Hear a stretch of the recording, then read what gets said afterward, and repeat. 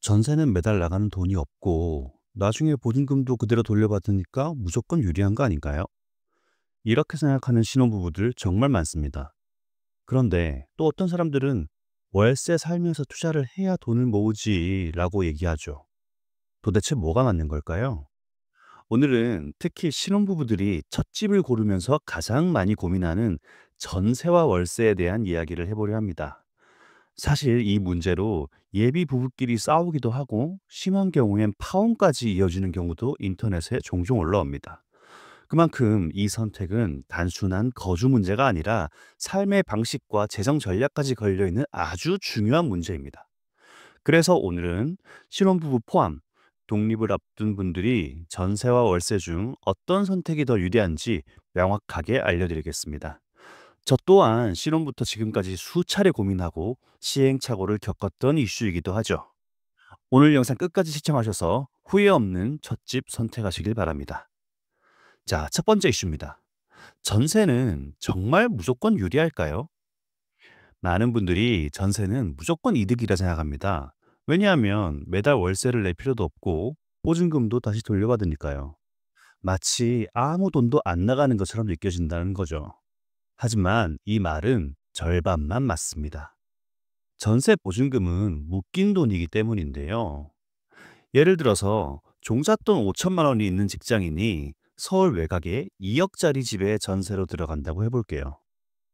당연히 전세 대출을 받아야 하고 종잣돈도 다 써야 합니다. 하지만 보증금 1천만 원에 월세 80만 원짜리 집으로 들어간다면 남는 4천만 원을 투자 자금으로 활용할 수 있죠. 이 돈을 연 5% 수익률로만 굴려도 1년에 200만 원 이상, 월 17만 원 정도의 수익이 생깁니다. 월세 부담을 일부 상쇄하고도 남는 수익이죠. 더 나아가서 이 돈으로 갭 투자를 한다면 시세 차익까지 기대할 수 있습니다. 즉, 내가 대출 이자보다 더 높은 수익을 낼 자신이 있다면 월세가 전세보다 분명 유리하다 하겠습니다. 두 번째 이슈, 전월세 전환율을 고려한 현실적인 비교입니다. 전월세 전환율이 뭘까요? 이 단순히 감으로 전세가 싸다고 생각하면 안 됩니다. 그럼 뭔가 객관적인 전세와 월세의 비교 방식이 있어야겠죠. 여기서 등장하는 개념이 바로 전월세 전환율입니다. 지금 수도권을 기준으로 했을 때 전세 보증금 1억당 월세를 40만 원에서 50만 원 정도로 평가를 하고 있습니다. 이걸 이자율로 환산하면은 4.8에서 6% 정도의 금리가 되겠네요. 예를 들어서 보증금 3천만 원에 월세 150만 원짜리 물건이 있다고 하겠습니다. 같은 지역에 전세가 4억 3천만 원이 있다. 이렇게 가정을 한다면 이 전세가 4억 3천은 비싼 걸까요? 싼 걸까요? 계산 한번 해볼까요? 이 물건을 위에서 말한 전월세 전환율로 계산하면은 보증금 3천에 월세 160만 원에서 약 200만 원 수준이 됩니다. 아, 그러면은 보증금이 같다고 가정했을 때 현재 월세 150만 원은 충분한 경쟁력이 있는 가격이라고 할 수 있다는 뜻이죠. 특히나 요즘처럼 고금리 시대에서는 개인의 신용 등급에 따라서는 전세 대출 금리가 6%보다 훨씬 높은 경우도 많을 텐데요.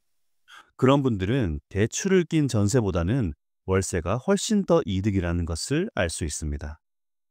그러니 이런 계산 없이 그냥 전세니까 싸겠지라고 하는 판단은 정말 위험합니다. 계산이 복잡해서 잘 모르시겠다고요? 걱정하지 마십시오. 호갱노노, 직방 등의 앱에서도 전환율을 손쉽게 확인할 수 있습니다. 월세, 전세 비교할 때 꼭 참고하세요. 세 번째 이슈, 거주 계획에 따른 선택입니다. 이사 계획이 잦은 분들이 있습니다. 이런 분들은 전세가 생각보다 불편한 선택이 될 수 있습니다.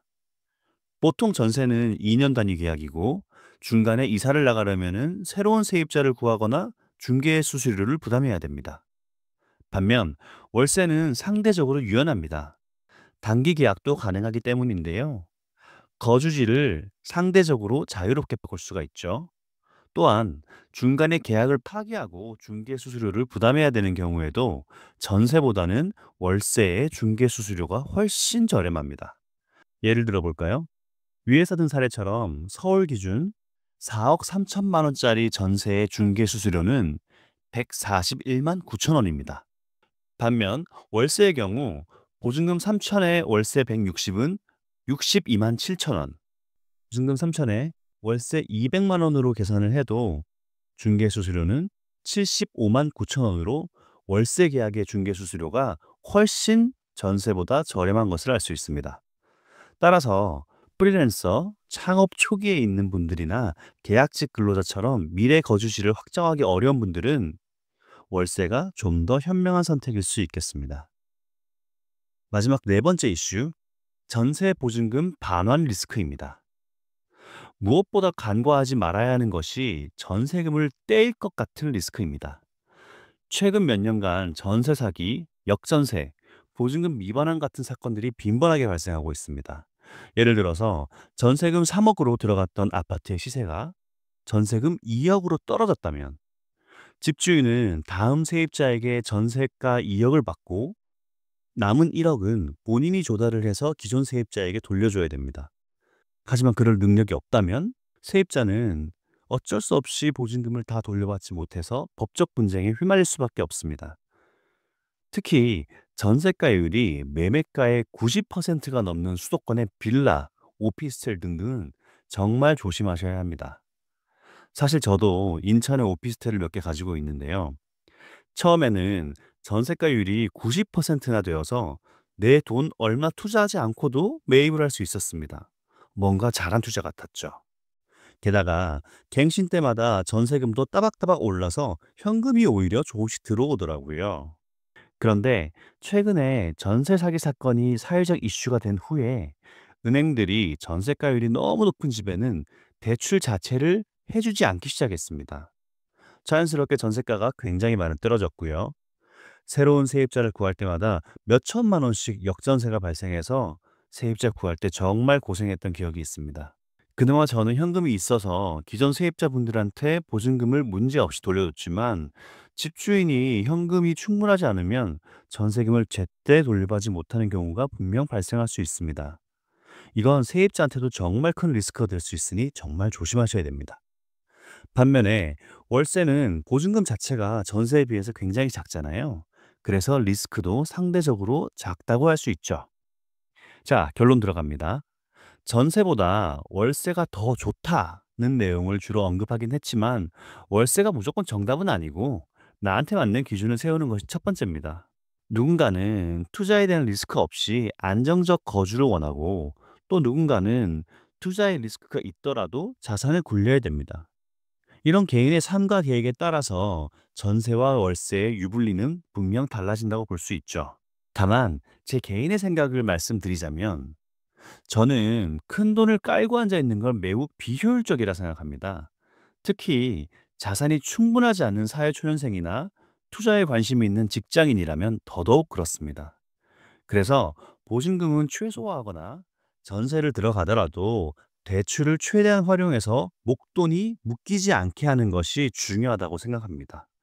왜냐하면 자산이 적을수록 노동소득만으로는 자산을 불리는 건 거의 불가능에 가깝기 때문인데요. 현실적으로 주식이나 부동산 같은 투자, 즉 자본소득을 병행해야 부자가 될 수 있습니다. 물론 노동의 가치도 굉장히 중요하지만 노동으로 본 돈만으로는 절대 자본소득을 따라갈 수가 없습니다. 이건 개인의 의견이 아니라 사실 구조적인 현실이죠. 여러분도 오늘 영상 보시고 막연한 통념이나 주변의 조언이 아니라 스스로의 판단 기준으로 전세와 월세를 비교해 보시길 바랍니다. 제 영상을 보고 월세 살면서 부동산 투자를 하겠다는 생각이 들었다면 구독, 좋아요 누르고 월생돈부 채널에 더 많은 영상 참고하세요. 월생돈부는 월급은 생활비로 쓰고 돈은 부동산으로 보는 인생을 달성하기 위해 연구하는 채널입니다. 오늘 영상이 여러분들의 선택에 큰 도움이 되었길 바라면서 저는 여기서 인사드리겠습니다. 오늘도 월생돈부 하세요.